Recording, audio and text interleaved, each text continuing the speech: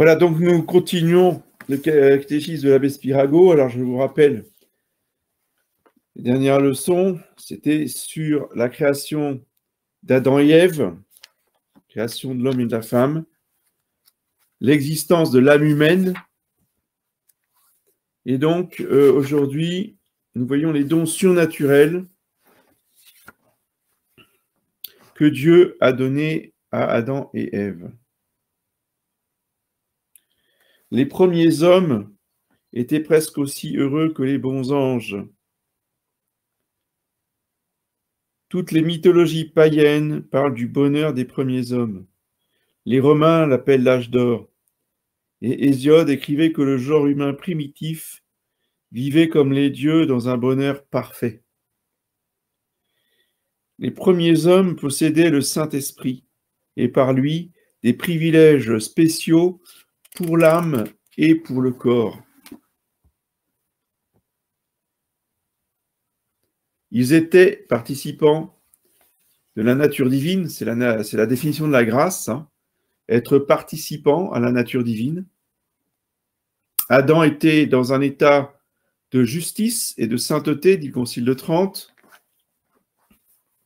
Les hommes n'avaient pas d'eux-mêmes cette justice et cette sainteté, ils ne la tenaient que de Dieu, gratuitement, un cadeau. L'œil ne produit pas la lumière. Pour voir, il faut que celui-ci vienne du dehors. Les principaux privilèges de l'âme étaient les suivants. Ils avaient une raison éclairée, par la lumière divine, justement. Une science infuse. Dieu avait donné à Adam toutes les connaissances possibles des réalités naturelles.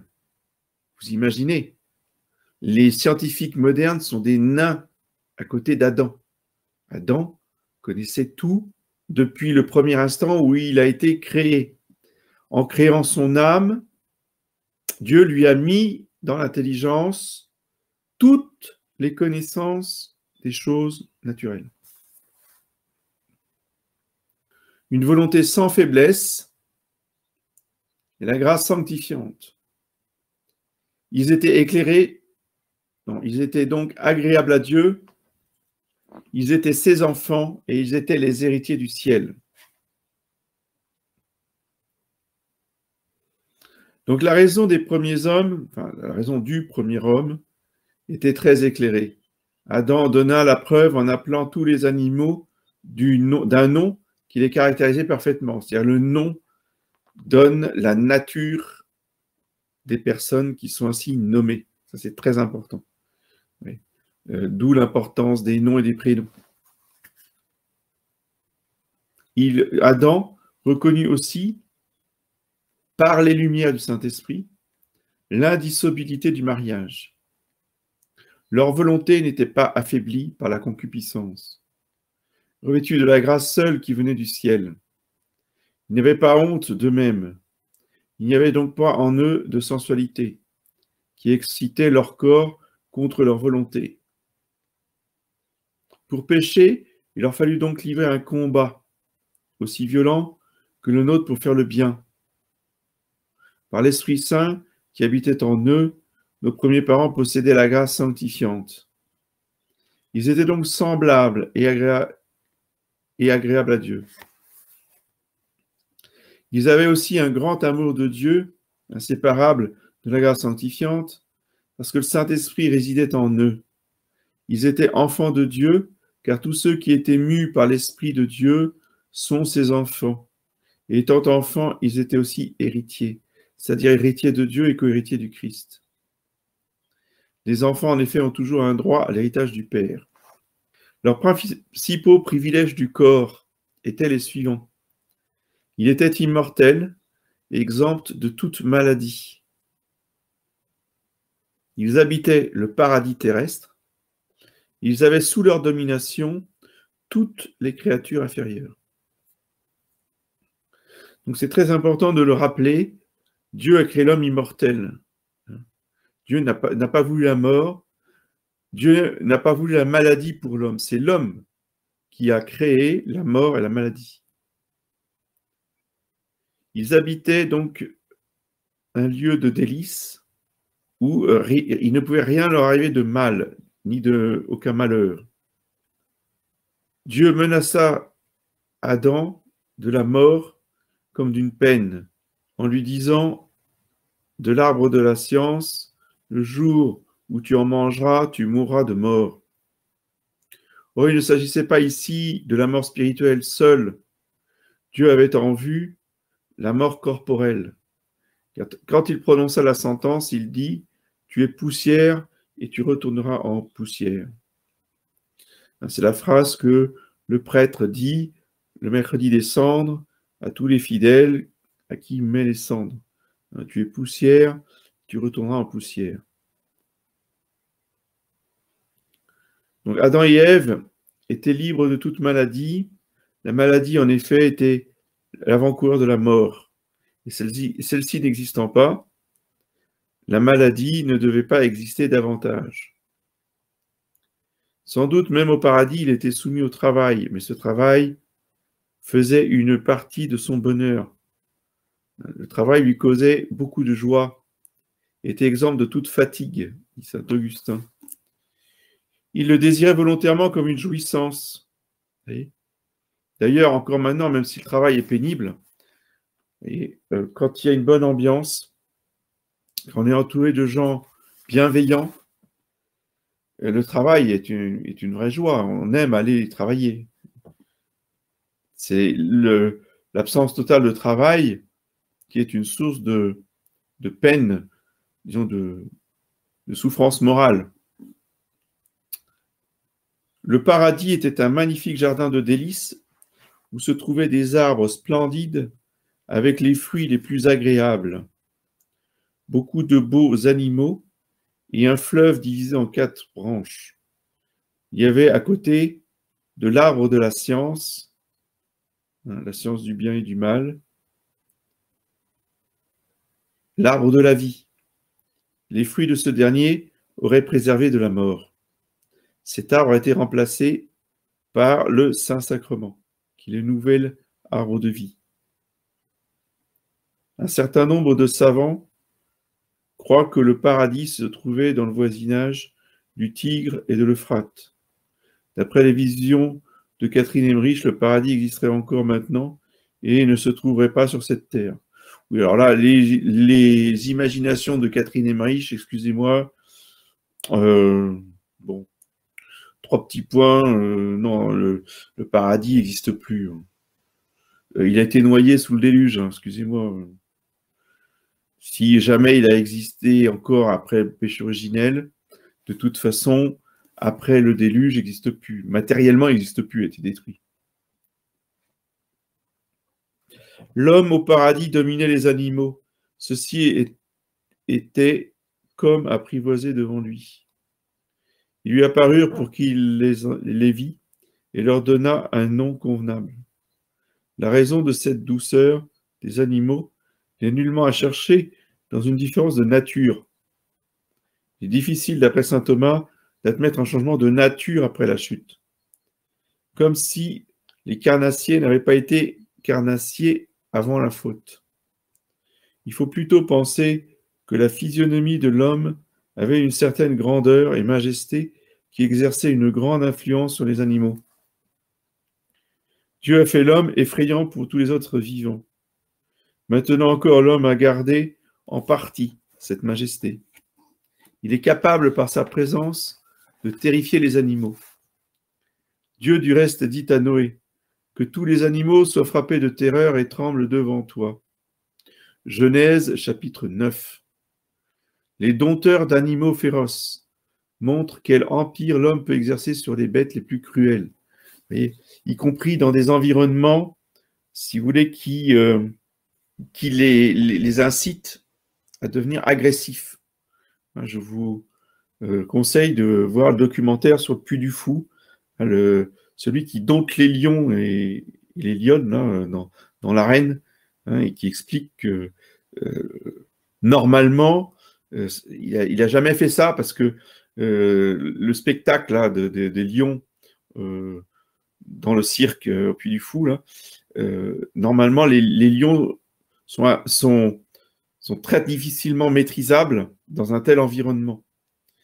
Et cet homme-là, qui est un professionnel, qui fait des tournages pour le cinéma, bien, a réussi ce tour de force, vous voyez, de se faire craindre de tous ces lions-là, qui lui obéissent au doigt et à l'œil et qui ne bronchent pas pendant le spectacle. Donc, nous avons là, de manière, on touche du doigt, si vous voulez, la puissance de l'homme qui est capable de maîtriser les fauves. Mais cet empire, dit l'abbé Spirago, est très imparfait en comparaison de ce qu'il était avant le péché originel. On raconte de plusieurs saints, entre autres, de saint François d'Assise, que beaucoup d'animaux étaient très apprivoisés dans sa compagnie. Cela semble être une conséquence de leur éminente sainteté. Dieu avait rendu l'empire sur ces animaux à des serviteurs fidèles dont l'innocence se rapprochait de celle du paradis. Oui, effectivement, on a ces exemples de saint François d'Assise, de saint Antoine de Padoue, hein, qui parlait aux poissons, de saint Jean Bosco, vous voyez, avec son chien hein, qui appelait le gris, etc., etc. Et bon, nous qui ne sommes pas, qui n'avons pas le degré de sainteté de saint François d'Assise, je vous donne quand même cette recette, vous voyez, qui est importante pour des chrétiens. Moi, quand je vois des chrétiens qui sont paniqués devant des animaux, je trouve ça vraiment triste, vous voyez. Nous sommes habités la Sainte Trinité et on tremble devant un chien. Ça n'a pas de sens. Alors, qu'on ait peur d'un chien qu'on ne connaît pas, d'un berger allemand, bon, je ne pense à aucune bête, hein, non, ne voyez pas ça. Mais que ce soit le mien ou d'autres, hein, priez les anges gardiens, priez les anges gardiens des chiens. Les anges gardiens, les chiens ont un ange gardien, chaque espèce a un ange gardien.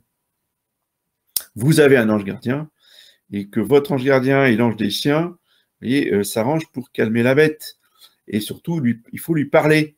C'est vous les patrons, c'est vous les supérieurs. Vous voyez. Donc, si vous parlez au chien, si vous lui faites des compliments, si vous le félicitez qu'il fait bien son travail, vous savez, le chien, il s'apaise. Même s'il continue d'aboyer, il est plus agressif, si vous voulez. Chez un animal, il n'y a pas de péché, contrairement à dans l'homme. L'animal est parfaitement soumis à Dieu et parfaitement soumis aux anges. Donc, s'il y a un chien qui arrive en courant, tout de suite, on invoque les saints anges et les choses se passent très bien. J'ai coutume de raconter que dans ma jeunesse, je faisais beaucoup de camps, et pendant un camp, il m'est arrivé dans une forêt de me retrouver face à face avec 2 dobermans en pleine course qui fonçaient sur moi. Vous voyez. Bon, je me suis dit, là, c'est pas la peine, 2 dobermans qui sont en pleine course, c'est même pas la peine de bouger le petit doigt, vous voyez. J'ai juste invoqué les saints anges, et je vous assure, les deux dobermans, ils ont pilé sur place. Ils m'ont regardé, ils n'ont pas aboyé, et puis ils se sont retournés, et ils sont repartis tout tranquillement, pas en courant, vous voyez, et ils sont rentrés chez eux, dans leur propriété. Voilà. Donc, je vous assure, ça marche très, très bien. Donc, il faut y penser à ça.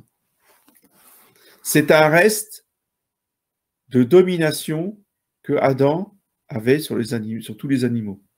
Alors, nous, on ne l'a pas à ce point, évidemment, mais nous pouvons l'avoir grâce aux saints anges. Alors, autre point, on appelle ces privilèges spéciaux de nos premiers parents les dons surnaturels parce qu'ils étaient un supplément de la nature humaine. Des exemples feront comprendre cette doctrine. Un souverain fait donner par compassion à un pauvre orphelin une éducation correspondant à sa situation. Il soigne pour sa nourriture, ses vêtements, son logement, son instruction pour l'apprentissage d'un métier. C'est ainsi que Dieu a donné à l'homme des dons qui lui sont absolument indispensables. Mais le souverain peut aller plus loin dans sa bonté. Il peut l'adopter comme son fils, lui assigner son logement, son palais, le vêtir comme un prince, le recevoir à la table royale, lui assurer sa succession au trône. Et Dieu accorda de même aux premiers hommes des dons surnaturels qui les élèvent à un ordre supérieur. L'eau est composée d'hydrogène et d'oxygène. Qu'on enlève une de ces substances, et l'eau cessera d'être de l'eau, car chacune constitue sa nature. C'est ainsi que la nature de l'homme est constituée par la raison, la liberté et l'immortalité, sans lesquelles l'homme cesserait d'être un homme et tomberait au niveau d'un animal. Mais qu'on ajoute à cette eau du sucre, du vin ou toute autre substance, elle a plus de saveur, plus de couleur, plus de force. En un mot, elle est plus précieuse. C'est ainsi que Dieu a ajouté à la nature d'Adam et Ève beaucoup de qualités qui l'améliorèrent, l'embellirent, l'ennoblirent, l'élevèrent. C'étaient des dons surnaturels. C'est-à-dire qu'il n'était pas indispensable à la nature de l'homme, qui par conséquent pouvait disparaître à chaque instant, sans que par cette perte, l'homme cessât d'être un homme. Ces dons surnaturels produisaient une ressemblance plus frappante avec Dieu. Sans eux, une certaine ressemblance, par l'âme raisonnable et immortelle, aurait bien existé, mais pas à ce point-là. Un peintre peut, avec quelques traits noirs, reproduire la figure de quelqu'un. Mais s'il a encore recours à des couleurs et qu'il peigne les yeux, les joues, les cheveux, avec des nuances qu'ils ont dans l'original, ce portrait sera plus ressemblant, plus beau, plus précieux. Il en est de même des dons naturels et des dons surnaturels. Cela constitue l'image naturelle, ceci l'image surnaturelle de Dieu. Quand Dieu, avant la création de l'homme, disait « Faisons l'homme à notre image et à notre ressemblance », le mot « image » se rapportait au don naturel et le mot « ressemblance » se rapportait au don surnaturel. Voilà. Bien, écoutez, pour ce soir, je pense que ce sera suffisant. On va en rester là sur les dons spéciaux que Dieu a accordés à Adam et Ève, les dons surnaturels. Pas de questions? Eh bien, je vous dis bonsoir et à la semaine prochaine.